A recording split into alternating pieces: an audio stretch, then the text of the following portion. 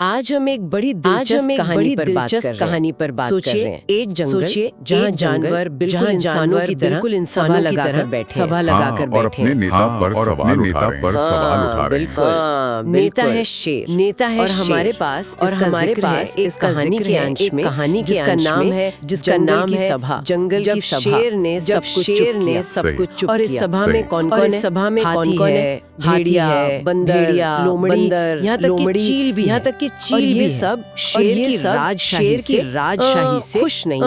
उनके कुछ सवाल हैं, उनके कुछ सवाल हैं। यही है कि शेर भाई अकेला रहता है, अपनी ताकत दिखाता है, सबको साथ लेकर नहीं चाहता। ये तो आज हम इसी कहानी के तर्क, शेर के जवाब को, और इसके पीछे जो मतलब उसे समझने की कोशिश करेंगे। चलिए देखते हैं। तो शुरुआत में अगर माहौल शेर के काफी हाथी अपनी सूंड उठाता है और कहता है राजा को सबको साथ लेके चलना चाहिए। सिर्फ ताकत से काम नहीं चलता।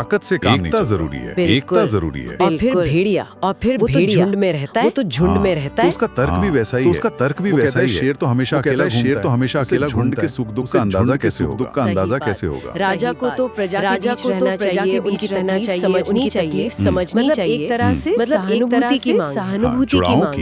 जुड़ाओं की बंदर और फिर कूद कर अंदर। वो कहता है कि राजा को समझना भी चाहिए, सिर्फ दहाड़ने से क्या होता है? संवाद, लोमड़ी, वो तो चालाक है, वो तो चालाक है। की बात करती है, बुद्धि की बात करती है, रणनीति जोर नहीं, सिर्फ जोर चाहिए राज करने के लिए। फिर चील जो ऊपर आसमान से सब वो एक तरह से ताना मारती है कि भाई जमीन पर रेंगने वाला शेर ऊंचाई वाली नजर कहां से लाएगा? शासक के लिए तो बड़ी तस्वीर देखना जरूरी है। हर जानवर स्वभाव के हिसाब से बोल रहा है, अपने अनुभव की बात कर रहा है, कोई एकता की बात कर रहा है, कोई संवाद, कोई संवाद, कोई दूरदर्शिता, सब मिलकर कह रहे हैं कि समावेशी होना चाहिए। सुनकर शेर कहानी कहती है वो चुपचाप, बड़े संयम से। ये संयम भी देखने लायक। और जब सब बोल चुकते हैं, तब वो एक सवाल पूछता है, पूरी बहस का रुख बदल देता है। वो पूछता है, बिल्कुल, क्या अकेले चलने वाला हमेशा गलत होता है? ये सवाल तो सोचने पर मजबूर कर देता है। सारी आपत्तियों को एक अलग ही रोशनी में डाल देता है। क्योंकि शेर का तर्क अब सामने आता है। उसका तर्क है आत्मस्थिरता, गहरा चिंतन, गहरा तूफान का उदाहरण देता है। वही कहता है जब जंगल में तूफान आता है, बहुत से जानवर बहुत से डर जाते हैं, घबरा जाते हैं। घबरा जाते हैं। शेर शांत खड़ा रहता है। उसे अपनी अंदरूनी शक्ति पर उसका कहना है कि राजा का काम भीड़ के साथ बहकाना नहीं, मुश्किल वक्त में खड़े रहना है। ये भी कहता है, अकेला नहीं चलता, मैं अकेला नहीं चलता, मैं सोचता हूँ। ये बड़ी मतलब भीड़ की भावना से अलग, अपनी सोच, अपना ये नेतृत्व का एक बिल्कुल अलग, जहाँ बाकी सब बाहरी एकता, संवाद, इन सब पर शेर अंदरूनी ताकत और स्वतंत्र सोच। लेकिन एक सवाल यहाँ जो शायद भेड़िए के मन में भी था कि क्या इस अकेलेपन में, इस आत्मविश्वास, जमीनी हकीकत से कट जाने का खतरा? राजा इतना अकेला हो जाए कि सलाई बेमानी लगे। बहुत महत्वपूर्ण।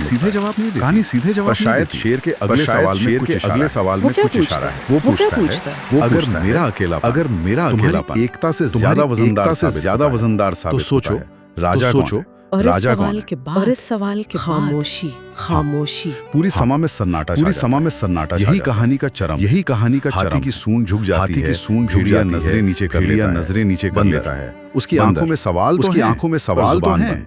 ये चुप्पी क्या है? ये शेर की बात मानने जैसा है? या शायद ये सारे तर्क मिलके शेर के अकेले आत्मविश्वास के सामने हल्के पड़ गए। आखिरी वाक्य बहुत गहरा है। राजा वो नहीं जो सबको, राजा वो है जो जब जरूरत हो तो अकेले खड़ा हो सके। ये वाक्य तो जैसे परिभाषा ही बदल देता है। लोकप्रियता से ज्यादा महत्व देता है व्यक्तिगत साहस पर टिके रहने पर टिके रहने को। मुश्किल वक्त, खासकर मुश्किल कहानी यही सोचने पर मजबूर क्या संकट के समय, क्या संकट के समय अकेली आवाज ज्यादा जरूरी हो जाती है। वो सबकी सहमति से क्या नेतृत्व का असली इम्तिहान भीड़ जुटाने में है, भीड़ जुटाने में है, सच के साथ अकेले सच के साथ कहानी का अंत भी कहानी तरफ इशारा करता है, इसी तरफ इशारा करता है। जीवन में भी, समाज में भी, कभी-कभी सही होकर भी इंसान अकेला पड़ जाता है। पर शायद वही अकेलापन उसकी ताकत बन जाता है। कहते हैं ना,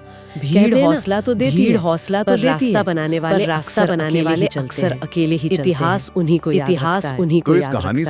इस कहानी से मुख्य बात मेरे ख्याल से सबसे बड़ी बात नेतृत्व का कोई एक फिक्स फॉर्मूला, ये हालात पर निर्भर करता है। कभी एकता, कभी सहानुभूति, संवाद जरूरी होते हैं। जैसे वो जानवर चाह रहे थे, और कभी आत्मस्थिरता और अकेले खड़े होने की हिम्मत ज्यादा जरूरी हो जाए। जैसा शेर ने दिखाया, शायद असली समझदारी इसी में है कि कब किसकी जरूरत है। तो ये कहानी हमें एक गहरे सवाल के साथ छोड़ जाती है। क्या हम नेतृत्व में वो चीजें ढूंढते हैं जो आरामदायक, जैसे एकता, सबकी सहमति, या हम उस मुश्किल ज्यादा जरूरी साहस को पहचान, जो अपने विश्वासों के लिए अकेले खड़े होने से आता है। ये सोचने वाली स्थिति अलग होती है, हर स्थिति की मांग भी।